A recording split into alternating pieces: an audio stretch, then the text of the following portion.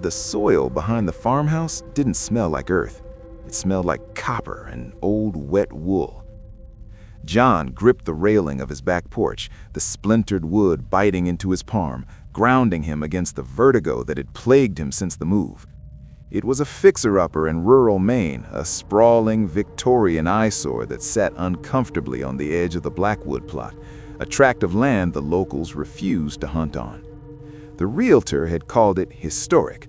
The town records called it the unmarked overflow lot for the sanitarium that had burned down, and John called it the only thing he could afford after Sarah vanished. Inside the house, the radiator clanked, a rhythmic, dying heartbeat.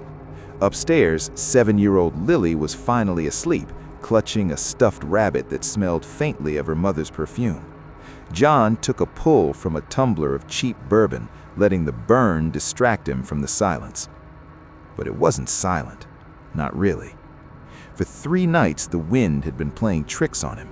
It came off the tree line, sweeping over the uneven mounds of the field, carrying a sound that was too sibilant to be just the rustling of dead oak leaves. It sounded like static, like a radio tuned between stations, where the white noise almost forms words. I, Lee. John stiffened, the glass halting halfway to his mouth. He stared into the abyss of the backyard. The floodlight was broken, leaving only the spill of the kitchen light to cut a weak yellow trapezoid into the darkness. Just the wind, he muttered. The sound of his own voice was pathetic, thin and brittle against the weight of the Blackwood night. Come, Lee, Lee. He set the glass down on the railing with a tremor he couldn't suppress. The wind picked up, dragging dead vines across the siding, sounding like fingernails scratching against the chalkboard. He knew he should go inside. He should lock the door, slide the deadbolt home, and turn up the... But the grief was a heavy anchor, and the morbid curiosity of the lonely was pulling him toward the edge of the stairs. That was when he saw the eyes. They were low to the ground, reflecting the kitchen light with a sickly, iridescent green shine. A coyote, a big one. It stood near the edge of the woods where the domestic grass gave way to the wild, tangled undergrowth of the burial grounds. John let out a breath he didn't know he was holding. Get, he hissed, stomping his boot on the porch floorboards. Go on, get. The animal didn't flinch. It didn't scramble away with its tail tucked, as a scavenger should. Instead, it stepped forward into the yellow light. Its fur was patchy, mange-ridden, revealing gray, scabby skin underneath. But it was the movement that made bile rise in John's throat. The creature moved with a fluid, liquid wrongness, its shoulders rolling like a swimmer's rather than a canine's. Then, with a sound like snapping celery stalks, the coyote reared up. John's mind rejected the image. His brain scrambled to categorize it as a bear, a trick of the light, a prank.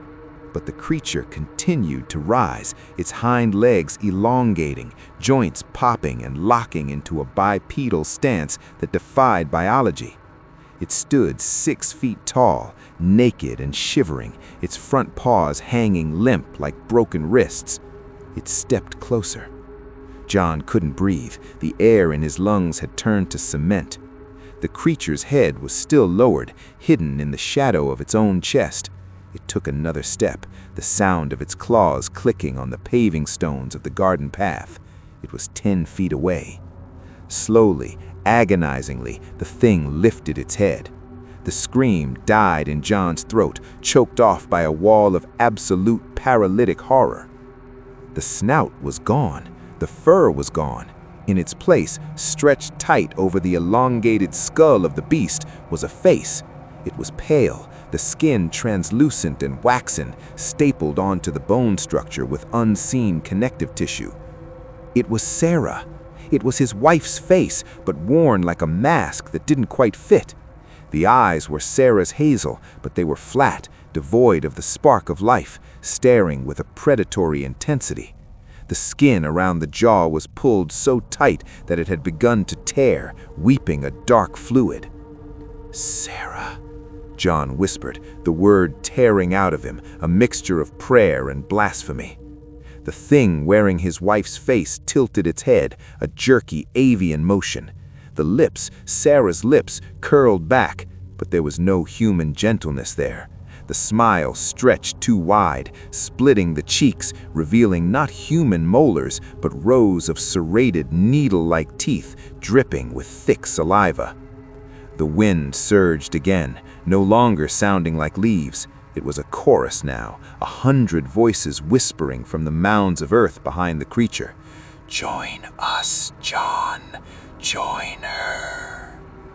The creature raised a long, mange-covered arm. The paw had twisted, the bones rearranging themselves into a crude approximation of a hand.